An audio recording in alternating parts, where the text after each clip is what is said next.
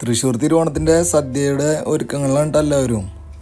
അപ്പോൾ എല്ലാവരും നല്ല സന്തോഷത്തിൽ ഇത് പച്ചക്കറിക്ക് നുറുക്കി സെറ്റാക്കിക്കൊണ്ടിരിക്കുകയാണ്.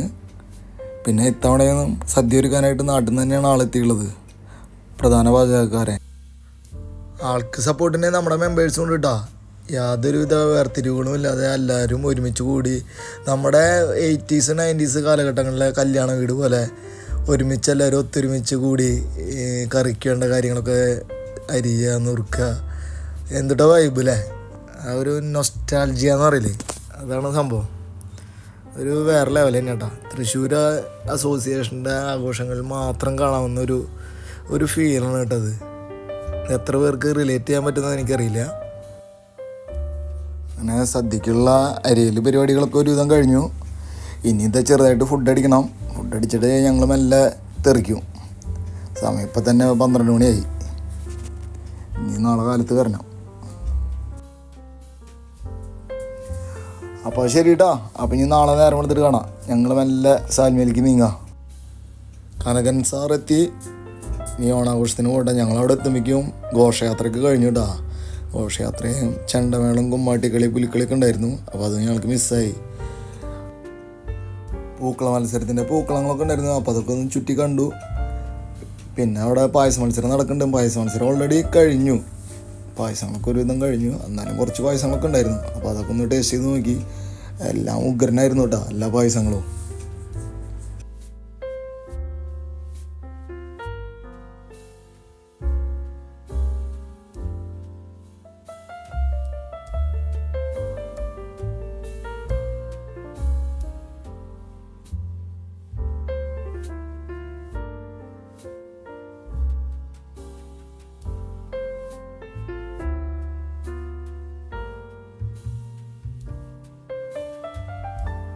അങ്ങനെ പൂക്കളവും പായസ മത്സരമൊക്കെ കണ്ടുവന്നു.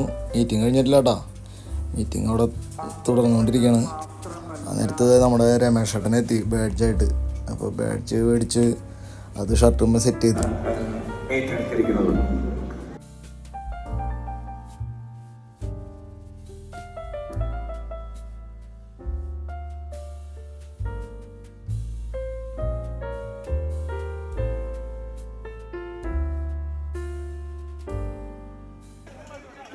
കലവറയിൽ നമ്മുടെ ടീമുകളൊക്കെ 100-110 പെടാ.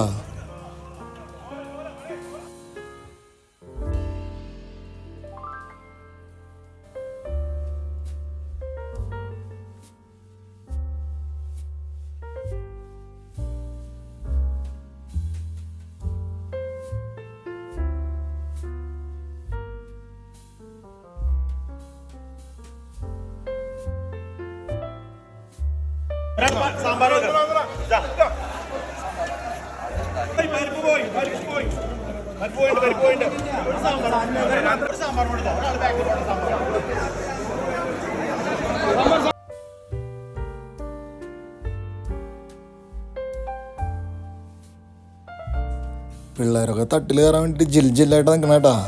നമ്മൾ സദ്യയുടെ അവിടെ നിന്ന് എത്രയും പെട്ടെന്ന് പോകുന്നു. ഒരു അർജൻറ്റ് കോൾ വന്നു. കാരണം എന്ന് വെച്ച് കഴിഞ്ഞാൽ നമ്മുടെ ഡാൻസ് ഉണ്ട്. അപ്പോൾ അതിന് വേണ്ടിയിട്ട് ജസ്റ്റ് ഒന്ന് പ്രാക്ടീസ് ചെയ്യാൻ വേണം. പിന്നെ ഡ്രസ്സും ചേഞ്ച് ചെയ്യണം. അപ്പോൾ നമ്മുടെ ജോബേട്ടനെ മേക്കപ്പ് ചെയ്യട്ടാ. ജോബേട്ടനാണ് സ്ത്രീ കഥാപാത്രമായിട്ട് പൊരിക്കാൻ പോവുക ഞങ്ങൾ. അപ്പോൾ ഫൈനൽ റിഹേഴ്സലാണ്. അത് കഴിഞ്ഞാൽ പിന്നെ ഞങ്ങൾ തട്ടിൽ കയറും.